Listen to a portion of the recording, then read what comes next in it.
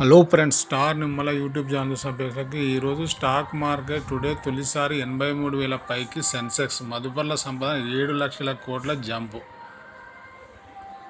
ఇక పోతే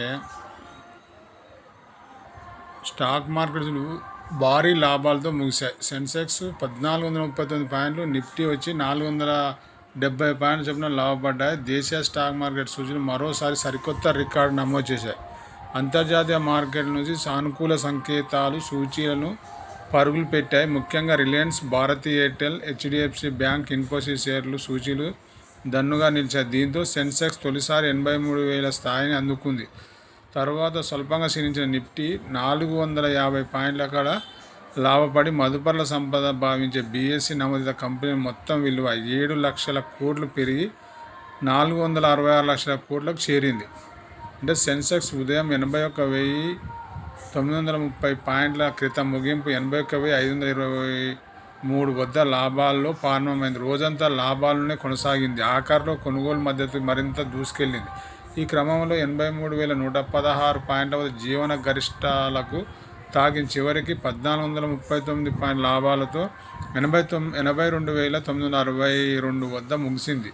అంటే నిఫ్టీ 470 పాయింట్ల లాభంతో 25,388 వద్ద స్థిరపడింది.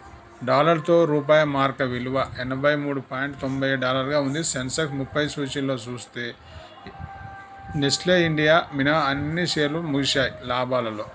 ఇకపోతే NTPC, Bharti Airtel, Mahindra and Mahindra, JSW steel, Adani port షేర్లు ప్రధానంగా లాభపడ్డాయి.